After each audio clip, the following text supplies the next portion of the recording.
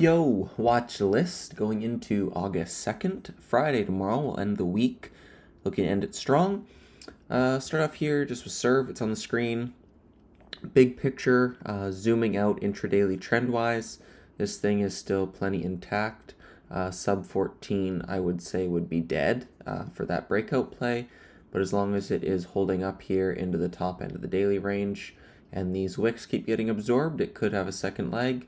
But if it starts to fail here, then I think you get a sort of hard crack lower high rollover. Otherwise, this is just a higher low along a big picture trend. Lumen, great callouts in the room over in IU. That's where I spend most of my time because of callouts like this. Nate mentioned the 360 line off of this dip, and then the 380 line off of this dip. And if I can, I posted this here on my Twitter. He mentioned it.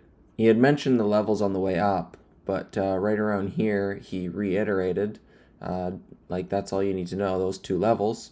And you got one dip here through 380s, but a retest never came and went straight back through. It rebroke here, tested 360s, a retest of 380s, failed follow through momentum right here. Proactive covers possibly back into the 360s. Now it breaks, retest 360s, your new failed follow through level, and you get this quiet fader back down the rest of the day. Really good levels, really nice opportunity on that one.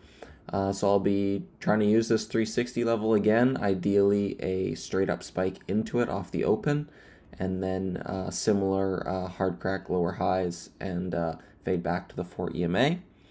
BFI faded all day, steady lows, so no real plan here unless it breaks over 70 cents.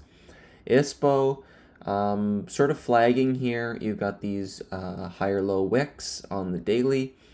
And if this thing starts to build over the 8s, it is manipulated, so it is kind of controlled. I don't really love it just for that reason, like the reason that it's up, but I'm going to keep an eye on it to see which way it breaks out of that flag. Red Hill, nice bounce today. I had taken a loss on it in pre-market.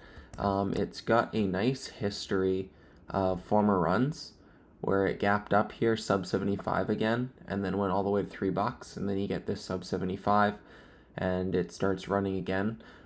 So picture perfect would be a multi-day run again like this, and then be able to trade that overextension, but higher the better. And I won't really be looking to long it at this point, but higher the better, and look for a short down the road. They are in need of cash.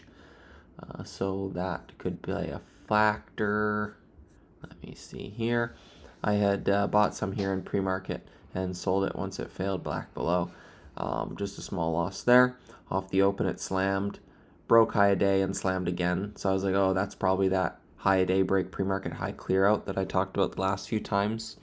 And usually they fade off, but right around here, post 11 a.m. when it didn't make any new lows, nice sort of grind setup. I'm just off desk by then. But this little entry here I don't hate. And a big picture, not really a first green day, but a first day gapper holding trend. So ideally that thing keeps going.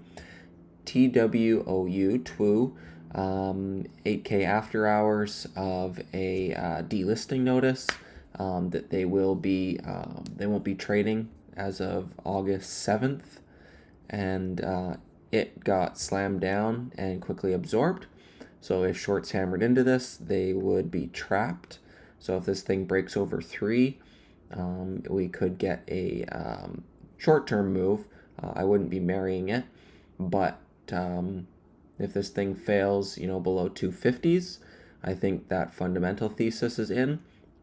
And if it starts to build over the 310s, then I think that technical thesis is in, where shorts are stuck. NCNC got a lot of resistance to work through, but just noting because it's a one-day runner. PMAC, same kind of thing, but this one doesn't have as much overhead resistance. It's already trading in that range. So see if this one wants to put in a third-day move. And then Drama, sort of a quiet trender here, backside bounce. but it faded so many days, one day failed spike or etc. I'd be looking for a gap up morning spike into the 330s using a short into resistance type setup. I think that one could work. So I think that's about it on the list. Main watches into tomorrow are probably TWO, Red Hill, and Lumen. Yeah, I think those would probably be my main three going into tomorrow.